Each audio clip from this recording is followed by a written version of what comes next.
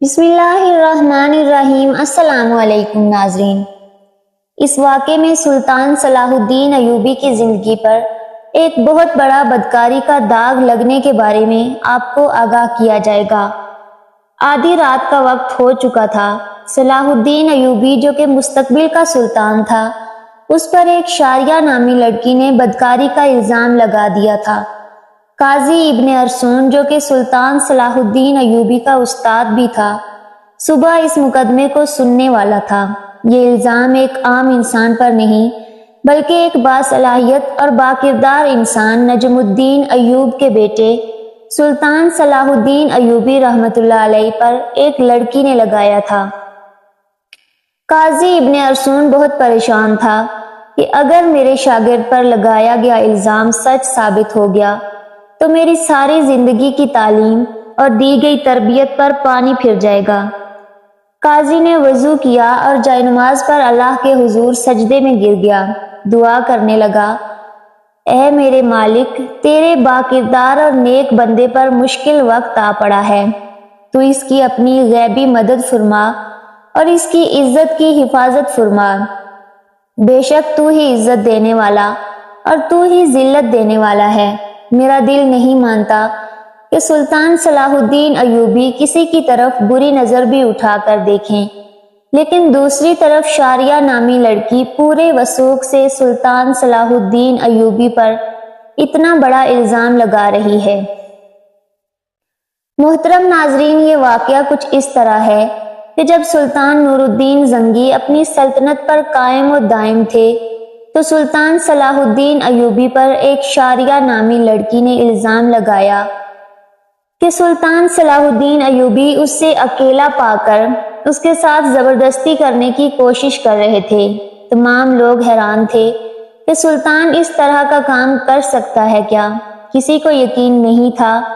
کوئی کچھ بات کرتا اور کوئی کچھ بات کرتا۔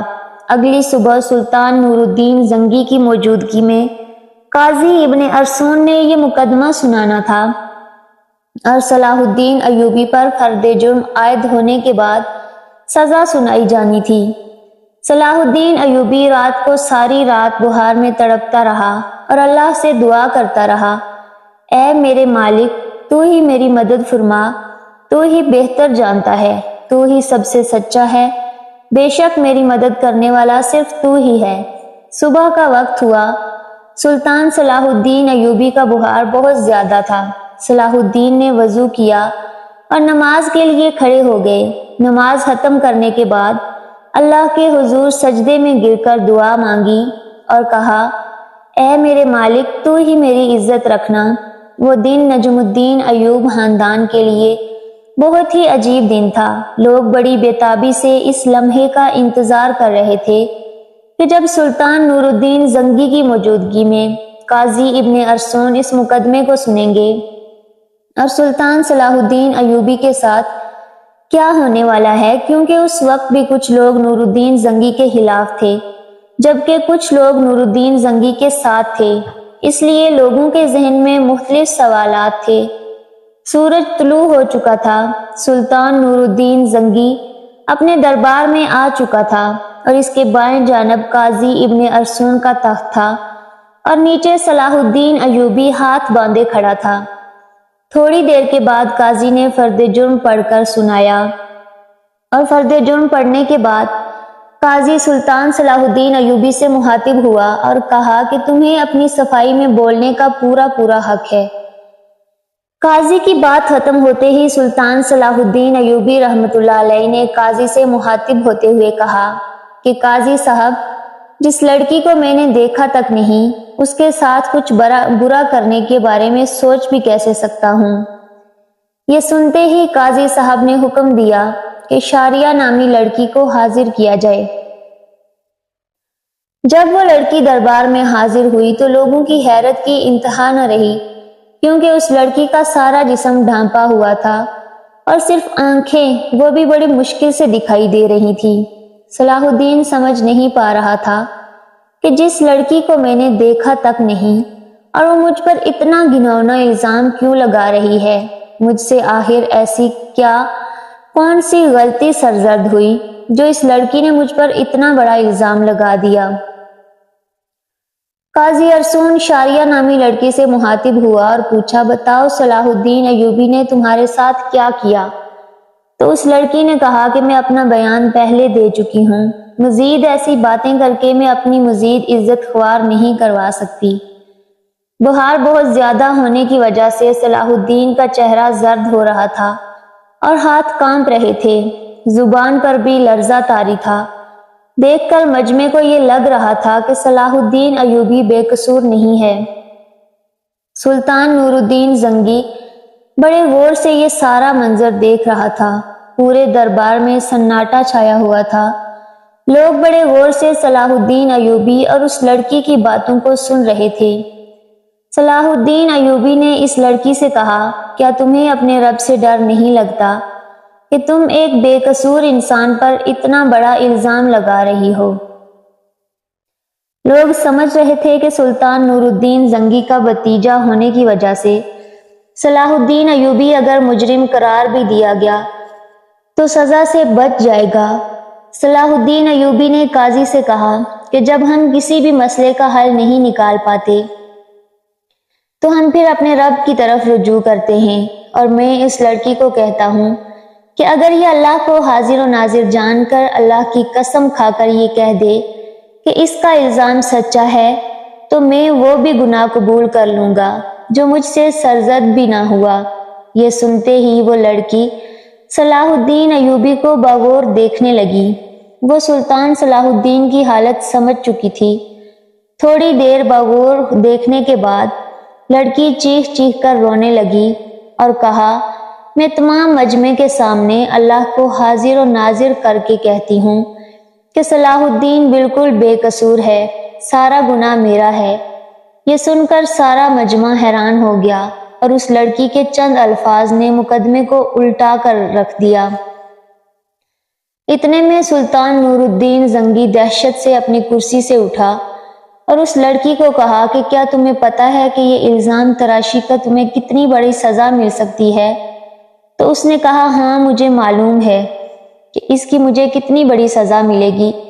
اس کے بعد قاضی نے شاریہ سے کہا کہ آخر ایسی کیا وجہ تھی کہ تم نے صلاح الدین ایوبی پر اتنا گھناؤنا الزام لگایا؟ تو لڑکی نے اپنی آنکھیں جھکا لی، لیکن جب سلطان نور الدین زنگی رحمت اللہ علیہ نے لڑکی کی طرف دیکھا تو اس نے کہا، اے میرے سلطان، میں جانتی ہوں کہ مجھ سے بہت بڑا گناہ ہو گیا ہے، شاید اس کی تلافی بھی ناممکن ہے، کیونکہ جو داغ صلاح الدین ایوبی کے کردار پر لگا وہ شاید میں چاہتے ہوئے بھی نہ مٹا سکوں، لیکن یہ سب کام کرنے کے لیے میں مجبور تھی۔ سلطان نور الدین زنگی نے پوچھا کہ بتاؤ تمہیں اس کام کے لیے کس نے مجبور کیا؟ تو شاریہ نامی لڑکی نے امیر ابن مرقوم کی طرف اشارہ کرتے ہوئے کہا کہ اس عالی مرد امیر نے مجھ سے یہ سب کرنے کے لیے مجبور کیا۔ یہ سب سنتے ہی تمام درباری امیر ابن مرقوم کو ملالت اور غصہ کی نظروں سے دیکھنے لگے۔ امیر ابن مرقوم اپنی جگہ سے اٹھا اور بڑے دبدبے کے ساتھ کہنے لگا، یہ لڑکی جھوٹ بول رہی ہے، میں بھی سلطان صلاح الدین کی طرف اس کو جانتا تک نہیں۔ نور الدین زنگی نے کہا کہ کل معلوم ہو جائے گا کہ کون بے گناہ ہے اور کون گناہ گار۔ اس کے بعد سلطان نور الدین زنگی نے شاریہ نامی لڑکی کو اپنے کمرے میں بلایا اور پوچھا کہ بتاؤ اصل ماجرا کیا ہے؟ لڑکی نے کہا کہ ایک جنگ میں میرے ماں باپ مارے گئے تھے اور میں اس ظالم امیر ابن مرقوم کے ہاتھ لگ گئی تھی۔ یہ مجھ پر بے انتہا ظلم کرتا تھا، بے حد تشدد کرتا تھا، اور شاہی کنیز کی جانچ کرنے کے بعد اس لڑکی کے پیٹھ پر کوڑوں کے نشان بھی دکھائی دیے گئے۔ اور ادھر سلطان نور الدین زنگی کے خاص جاسوسوں نے شاریہ اور امیر ابن مرقوم کے بارے میں ساری معلومات اکٹھی کر لیں اور ان کے آپس کے تعلق کو سلطان کے سامنے بے نقاب کر دیا۔ یہ دیکھ کر سلطان نے اگلے دن پورے مجمع کو ایک جگہ پر اکٹھا ہونے کی دعوت دی۔ یہ دعوت اس لیے تھی کہ قاضی ابن مرقوم کی سزا لوگوں کے سامنے دکھا سکیں۔ تمام لوگ بڑی بڑی دور سے امیر ابن مرقوم کی حالت دیکھنے کے لیے آئے۔ جب اس کو میدان میں لایا گیا تو سخت زنجیروں میں جکڑا ہوا تھا۔ لوگ اس کو ملامت کی نظروں سے دیکھ رہے تھے۔ شریعت کے مطابق اسے 70 کوڑے مارے گئے اور اس کے بعد سلطان نور الدین زنگی نے اس کی تمام جائیداد ضبط کر لی، اس سے شاہی عہدہ بھی لے لیا اور اس کی تمام جائیداد سلطان صلاح الدین ایوبی کو دینے کی دعوت کی، لیکن صلاح الدین ایوبی نے یہ کہتے ہوئے ٹھکرا دیا کہ میں کسی کا مال اپنے حصے میں رکھ کر غاصب نہیں بننا چاہتا، اور اس طرح سلطان صلاح الدین ایوبی کی اللہ تعالیٰ نے غیبی مدد کی اور اس کے وجود پر لگا یہ بدکاری کا داغ دودھ کی طرح دھل گیا۔ بے شک اللہ تعالیٰ اپنے بندوں کی مدد فرماتا ہے۔ جو انسان گناہ، بدکاری، زنا سے بچتا ہے تو اللہ تعالیٰ اس کی مدد فرماتا ہے، اور جس کا کھلم کھلا واقعہ قرآن شریف میں موجود ہے۔ حضرت یوسف علیہ السلام کے حوالے سے جب زلیخا نے حضرت یوسف علیہ السلام پر الزام لگایا، اسے بھڑکایا، اسے گمراہ کرنے کی کوشش کی، تو دروازے بند ہونے کے باوجود اللہ کی غیبی مدد آئی اور اللہ نے اسے سرخرو کیا۔ لیکن یہاں شرط صرف انسان کا اپنے رب پر بھروسہ اور اپنے ایمان پر پختگی ہونی چاہیے۔